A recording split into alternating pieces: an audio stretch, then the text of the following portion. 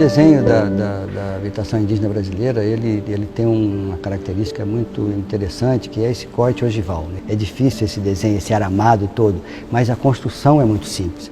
Então veja só, uma forma complexa, essa forma é complexa, mas a construção é muito simples, porque você tem a estrutura principal, que é a madeira de lei, geralmente aroeira ou itaúba, uma madeira de lei, uma madeira dura, e essa estrutura complementar, que vai segurar depois, vai suportar a palha, né?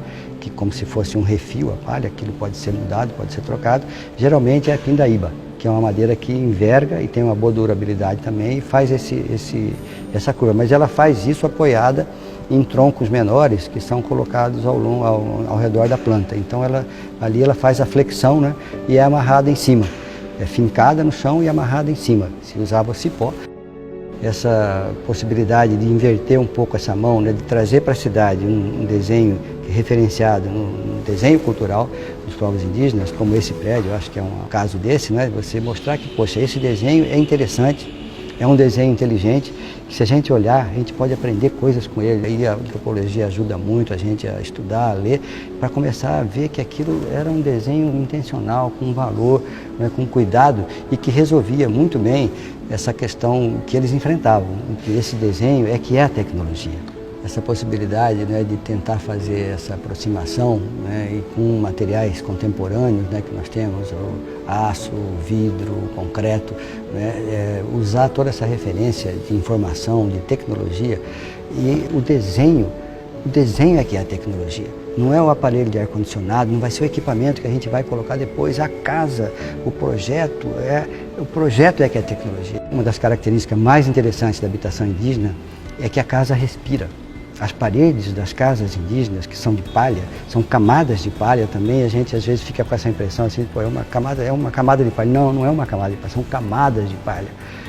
Então você tem camadas às vezes de 30, 40 centímetros de espessura, são colocadas aquelas camadas e o ar atravessa aquilo, permeia por micro frestas que tem ali, o ar passa ali. Então a casa indígena, que só tem duas portas, né, não tem janelas como a gente conhece, ela só tem duas portas e ela fica respirando. Então aqui no prédio, nós, a partir dessas camadas de palha, estudamos a possibilidade de fazer, como é que a gente vai fazer? Vamos fazer duas camadas. Ora, eu faço isso com concreto, né, porque a forma ogival é o material plástico que vai colocar, é o material da arquitetura brasileira por excelência. Então, essa possibilidade de fazer as duas cascas, no começo assustou um pouco os próprios engenheiros, colegas que trabalharam aqui, falaram, pô, mas e aí como é que a gente vai concretar a casca de cima?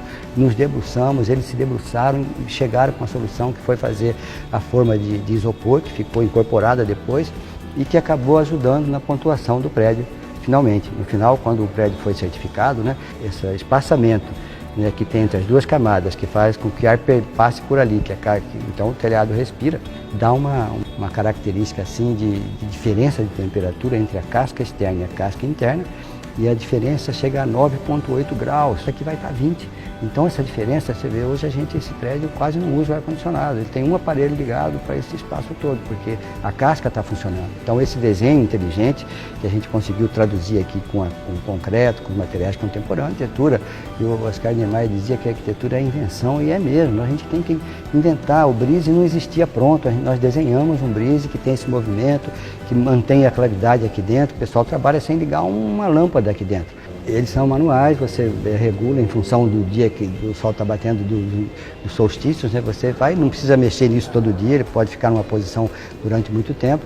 Temos nos quatro lados, nas duas faces maiores, o comprimento, eles são horizontais, e nas duas faces menores, nas extremidades, eles são brises verticais, que foi o selo Procel de eficiência energética, é o primeiro prédio do estado de Mato Grosso que recebe esse selo, que é esse selo que a gente vê na geladeira, no ar-condicionado, aquela marquinha do A, B, C, e nós recebemos o selo Procel no nível A para o projeto e para a construção. O próprio Sebrae recebeu agora em março desse ano o selo da BREEAM, que é uma certificadora inglesa, que já tínhamos recebido em 2016 o selo de eficiência de excelente, um nível excelente da BRE para o prédio em uso.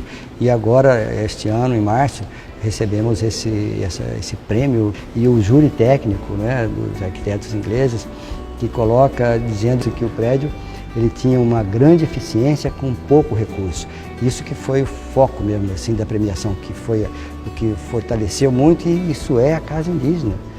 Alta eficiência com pouco recurso. O Sebrae contratou um paisagista, o Eduardo Baleia, que é um paisagista de Vitória, no Espírito Santo. Nós conversamos muito, sabe, para como colocar o paisagismo, como fazer o prédio e o paisagismo conversarem muito. E o resultado foi muito interessante. Eu gosto muito de um prédio aberto.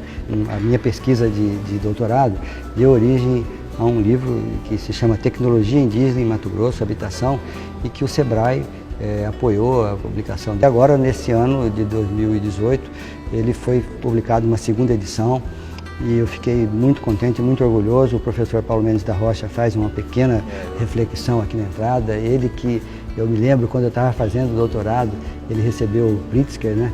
E a primeira entrevista dele na Folha de São Paulo, a pessoa faz uma pergunta para ele e ele responde falando da casa de Yanomami, totalmente diferente do que a pessoa tinha perguntado.